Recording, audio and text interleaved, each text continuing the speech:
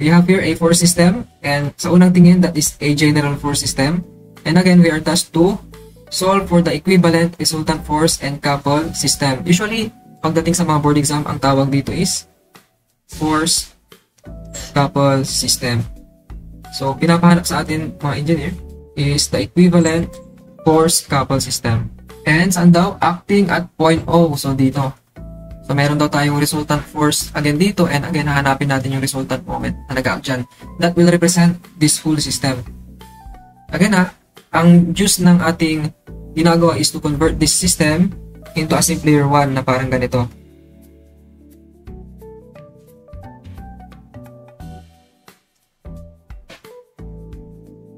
Okay, so, ito, equal lang dito. Pero syempre, kailangan pa natin isolve yung R at saka yung resultant moment. Okay? So again, unahin natin yung resultant force. Kailangan lang natin ng Rx, Ry dyan. So, to solve for the Rx, summation forces horizontal tayo, considering to the right positive. Unang gagawin natin dito is i-simplify muna natin yung force system. Kunin natin yung horizontal component and vertical. Unahin na lang natin yung 3 kN. Horizontal component yan would be to the right. Bakit to the right? Kasi itong force na to is going upward to the right. Therefore, ang components niya should be upward to the right then. So, horizontal is 3 cosine 30. Opposite niya would be 3 sine 30. Ito naman, simplify natin yan. Ratio in proportion lang kapag hindi angle yung binigay natin sa atin, no?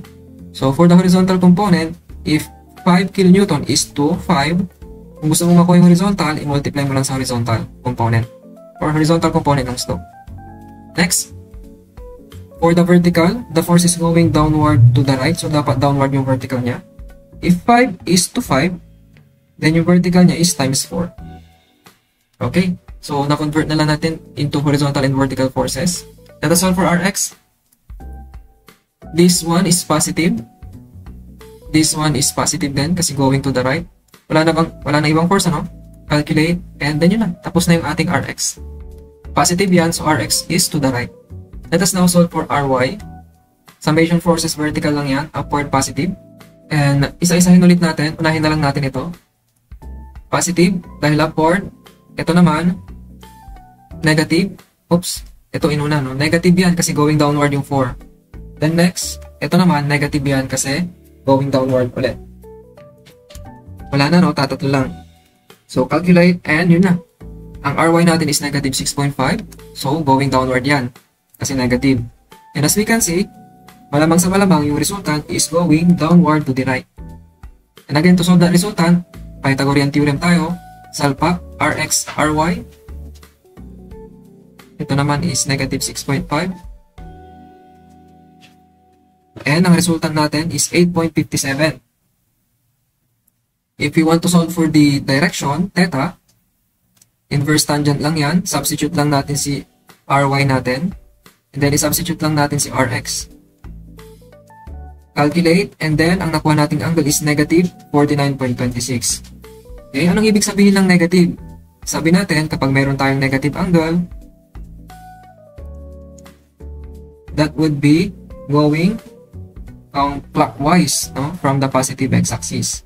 So, ito yon. Ayan ang negative angle. What if naman positive yung angle? Counterclockwise yan. Pag ganun. Okay? So, ito ang positive angle. As we can see, tama naman yung sagot natin, ano? As expected, dapat negative yung angle natin. Kasi nasa 4th quadrant yung resultant natin. Okay? So, yung angle pwedeng negative or positive yan, ha? So, ganito pala siya, no? Pag ganyan, yung resultant force natin.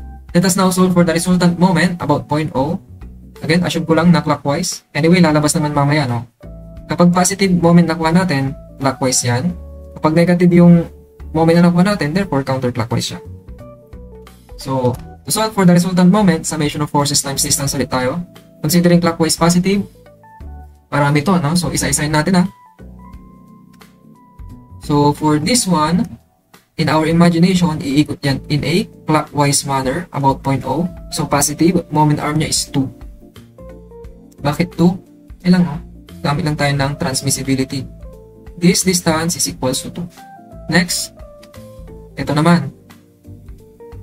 In our imagination, iikot yan in a clockwise manner about point O. And ang moment arm niya is this distance, which is just equal to 0.2 plus 0.3. So, 0.5. Next, unahin muna natin yung mga clockwise ha. Ito naman. Ang rotation niyan is again clockwise about 0.0. So, positive. And ang moment arm niyan is 0.1. Next, isunod natin yung mga counterclockwise. This one, in our imagination, iikot yan in a counterclockwise manner. So, negative. Oops, iba pala, no? Ito muna. Yan. In our imagination, iikot yan in a counterclockwise manner. So, negative. And ang moment arm niya is 2. Next naman, this one. Again, in our imagination, iikot yan in a counterclockwise manner. So, negative. Moment arm niya, 0.1. Calculate. And ang resultant moment, about 0.0 is 2.46 kN. Positive, therefore, clockwise yan. So, tama nga yung nilagay natin dito. Okay, so yan na. Na-convert na natin siya into an equivalent force coupled system. Mas maganda actually pag ihiwalay mo yan, no? Parang paganyan. Or, MRO. Okay. I hope clear ulit yung ating solution. So, if you have question, you can chat me or you can comment sa ating comment section or chat box to clarify yung part na nalito kayo.